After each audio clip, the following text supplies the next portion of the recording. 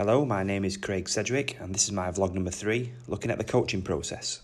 This vlog will discuss my coaching practice in relation to my behaviours and self-reflect on this process. Self-reflection by a coach enables improved outcomes for both the athlete and the coach.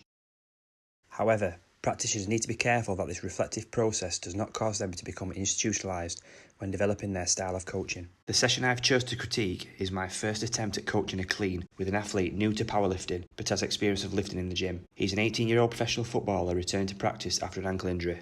After a comprehensive warm-up, as you can see on the screen, I introduce the session and make realistic expectations to the weight that the athlete will be lifting in this session. This was to ensure that no injuries occurred during the session due to poor technique, and also that the athlete would not be disappointed when not lifting heavy weights. The exercise we'll do is a clean exercise. We'll start from the thighs, okay? So we'll start from here, make sure your technique's alright, it's looking good, then we'll keep moving on to the progression to get some weight on, but until we get through the first stages, that's what we do. My initial coaching style is that of a command and practice style. I start with an explicit style of motor learning for the clean. I complement this explicit style with an action observation facilitated learning. So first one we're going to do, okay, bar. You're going to hold the bar slightly wider than your thighs. Look at the position now I'm in. So bar slightly wider than your thighs. Okay, we're going to go into a slight knee bend, okay? Chest up nice and tall. From that position there, you're just going to extend through your hips and extend through your knees. Okay. And lift that up. So what we're going to do is extend through the hips, extend through the knees, and then shrug the shoulders onto your toes. Okay. Yeah? Yeah. So. Yeah. A little jump on. A little jump, yeah. A little jump. Elbows, stay straight. A recent systematic review by Cal et al. 2018 concluded that implicit learning resulted in techniques that were more resilient to fatigue or breaking down under pressure when compared to explicit. Plus, there was less time taken with the coaching cues. However, using implicit motor learning might put this young, inexperienced athlete at risk of injury, so it would be inappropriate to use in this case, and for that reason, an explicit method was used. So small knee bend. Find your thighs, good. Good. Two more, Tommy. Good timing. Rock the bar. So the time we're after is when the bar's on your thighs here. Yeah. We're going to call this now your jump position, okay? So when the bar's on this part of your thigh, that's when it's an indication that you're going to extend your knees, extend your hips, jump onto your toes, shrug your shoulders. Yeah. In between set coaching was undertaken because he had not understood my coaching cues or the demonstration into jumping with the bar and shrugging at the appropriate time. I therefore changed my wording and used jump position to make it more understandable. Shrug your shoulders comes after your jump. Okay. Yeah? Does that make sense? Yeah. Try not to overload you too much.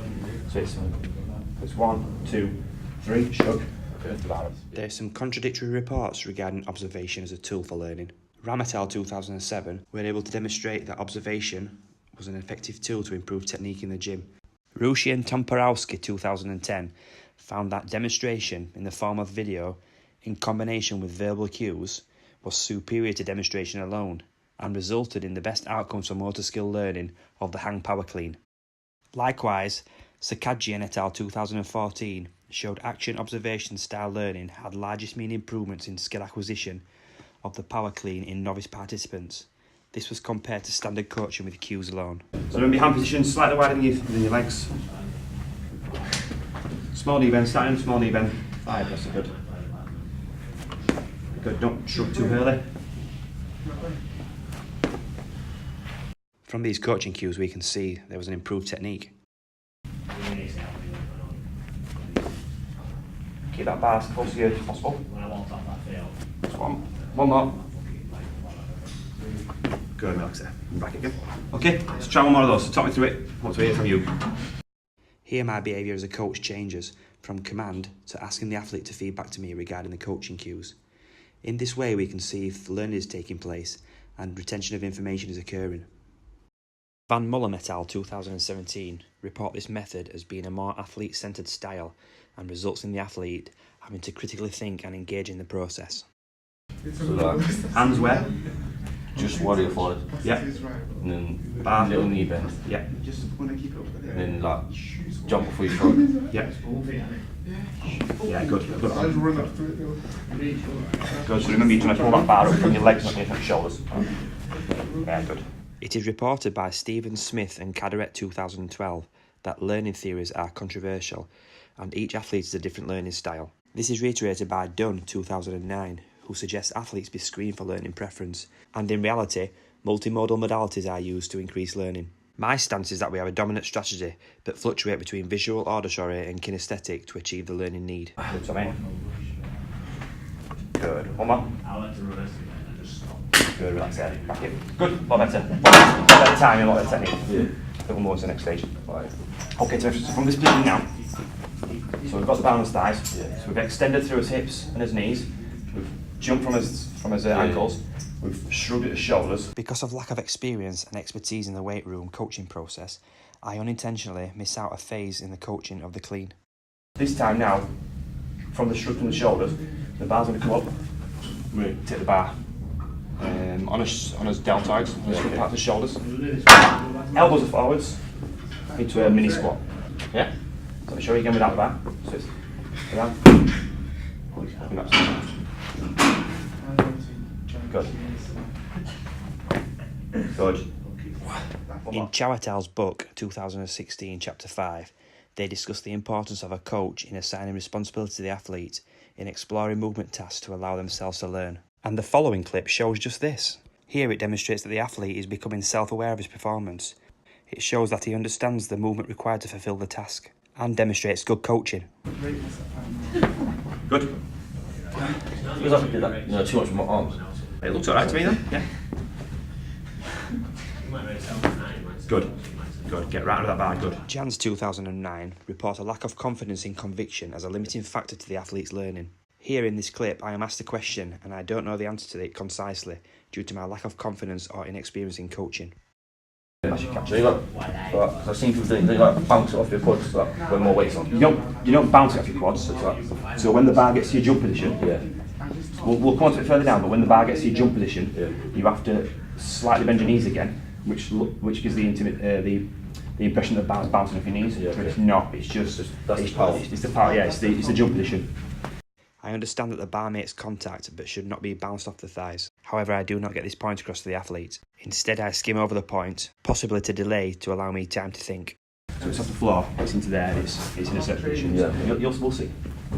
So same start position. Down slowly. Build up your tension, onto your jump position, and when you go. Good. The bar should literally brush the top part of your thighs. When you start to touch this part of your thighs, that's when you're jumping. Okay.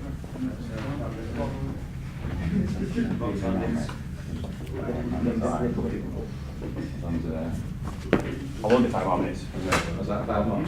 So, the feet go directly underneath the bar. So your legs must go underneath the bar. Shoulders in line or in front of the bar. Yeah? Hands wider than your legs, but not too wide. If you're too wide, you're not going to be able to pull it off. It's got to be probably about 2 fingers and then your hand. It's about fine. Hips higher than your knees. Yeah? Straight back, looking forwards. So that's your start position. So it's just like a deadlift. Okay. So we're going to build up tension. Build up tension exactly like you've done. Takes you to the same start position you've just been in. Once we're in there, we go. However, in Jans et al. 2009, he recommends that limiting the number of coaching cues will help the athlete pick up the desired movement task. He reports that between 5 and 9 pieces of information can be retained by the human brain, so any more than this will just confuse the athlete. So my coaching behaviour was already becoming stifling for the athlete. He also reports that athletes tended to remember the first and the last coaching cues given. Maybe to improve my coaching, I could have focused more on 1 or 2 aspects and kept it simple. When you see it, you don't think how complicated it is. Talk to it again, talk to the start position. So, legs is under the bar. Yeah. Hands just wide of your legs. Yeah. Shoulders in front, like shoulder blades back but in front of the bar. And hips above your knees. Yeah, good. Extend from your knees to start with, bring the bar straight across your body. Keep it close to your thighs, and away you go. After reflecting on the session, I have a few points to work on regarding my behaviour and coaching skill. Firstly, I introduce the session well and build understanding with the athlete. I use explicit style of learning, incorporating command and practice into the session. I demonstrate techniques well, however my cues were often misunderstood and require me to alter my wording or style of coaching at times. This changed to a question and answer or guided discovery style of learning. As shown in the vlog, learning styles are often multifaceted and different approaches are needed. Finally, the end result in a safe lift with relatively good technique and evidence-based coaching was demonstrated. But limiting coaching cues or better transfer of information to the athlete may have facilitated this earlier. So main points for you, like I said, make sure you're in that position. There. Keep that bar as close as you possibly can, and make sure that your knees are moving around the bar. not the bars moving around your knees. Yeah. Yeah? Yeah. Well done. Cheers, Sesh.